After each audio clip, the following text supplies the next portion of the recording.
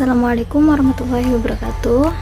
Perkenalkan, kami dari kelompok 4 akan membahas tentang database dan sistem manajemen basis database.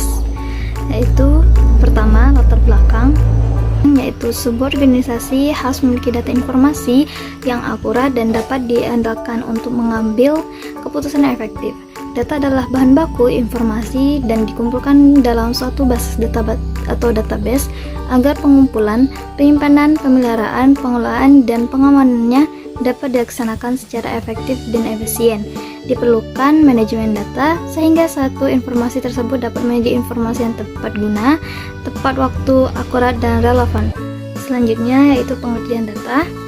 Istilah data dapat didefinisikan sebagai fakta yang diketahui dan dapat direkam dan disimpan pada media komputer. Hal ini juga dapat didefinisikan sebagai fakta mentah dari mana informasi yang dibutuhkan dihasilkan. Data bisa berupa bahan diskusi, pengambilan keputusan, dan perhitungan atau pengukuran. Menurut Ralston dan Rayleigh, data dapat didefinisikan sebagai fakta atau apa yang dikatakan sebagai hasil dari suatu observasi terhadap fenomena alam, sebagai hasil observasi langsung terhadap kejadian atau fakta dari fenomena di alam nyata. Data bisa berupa tulisan atau gambar yang dilengkapi dengan nilai tertentu. Pengklasifikasian data. Yang pertama itu berdasarkan sifat data. Nah, di sini ada data kuantitatif, yaitu data dalam bentuk angka atau bilangan. Yang kedua itu data kualitatif, yaitu dalam bentuk pertanyaan dan kategori. Nah, yang kedua itu berdasarkan sumber data. Di sini ada data internal, yaitu data yang berasal dari dalam organisasi, atau data asli, data yang diperoleh dari observasi.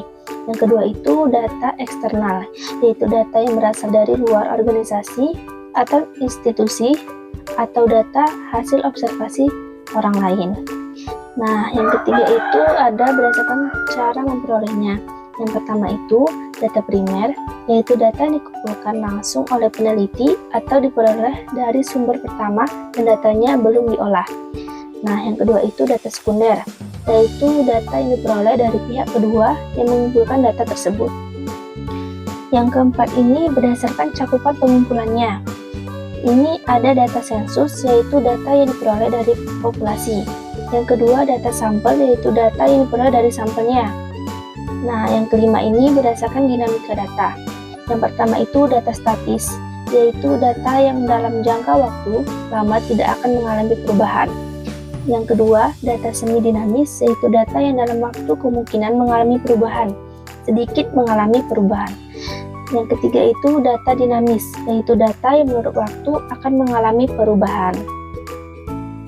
Yang keenam ini berdasarkan skala pengukurannya, yaitu ada data nominal, ordinal, data interval, dan data rasio.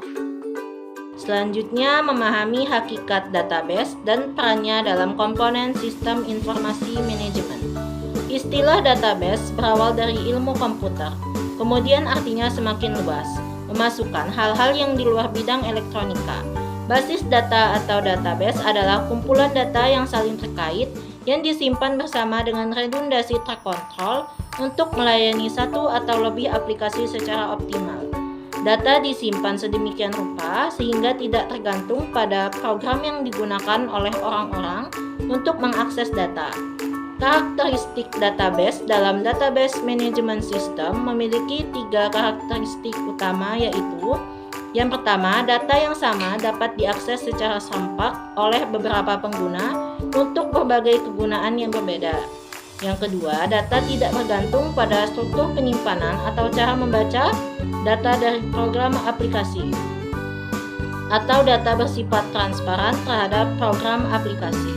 Yang ketiga, data memiliki integritas atau akurasi dan validasi yang terkendali. Lalu peran utama database dalam sistem informasi manajemen yaitu yang pertama, keamanan data. Database dapat memberikan keamanan data yang lebih baik dibandingkan dengan penyimpanan data di file-file terpisah. Yang kedua, efisiensi penyimpanan data. Database mampu menyimpan data dengan lebih efisien. Hal ini disebabkan oleh pengguna teknologi indexing dan kompresi data. Yang ketiga, kemudahan pengolahan data. Database sangat memudahkan pengolahan data, terutama dalam hal pencarian dan pengambilan data.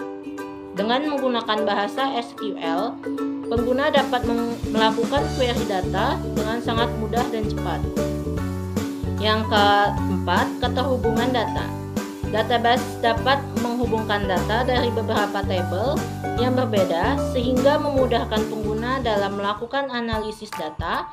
Dengan keterhubungan data, pengguna dapat melihat hubungan antara data yang berbeda dan membuat kesimpulan yang lebih akurat dan komprehensif. Sistem manajemen basis data. Sistem manajemen basis data atau Database Management System atau disingkat dengan DBMS adalah suatu perangkat lunak atau program yang mengorganisasi, mengkategorikan, menyimpan, dan menampilkan kembali, serta memelihara data dalam basis data yang memungkinkan bagi beberapa pemakai untuk mengakses data dan menyimpan dalam basis data secara bersama-sama dengan menggunakan beberapa aplikasi.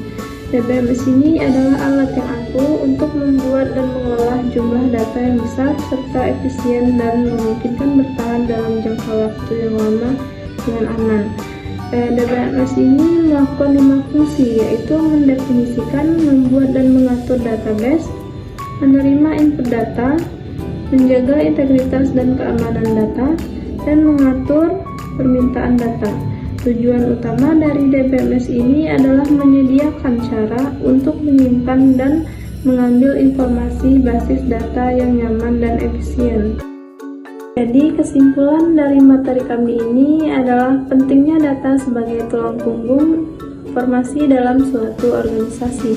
Data yang akurat dan dapat diandalkan sangat diperlukan untuk pengambilan keputusan yang efektif, terutama di era informasi yang terus berkembang. Sistem manajemen basis data atau disingkat dengan DBMS ini memiliki peran yang sangat penting dalam pengelolaan data. DBMS ini tidak hanya mendefinisikan dan membuat database, tetapi juga menerima input data, memproses data, serta menjaga integritas dan keamanan data.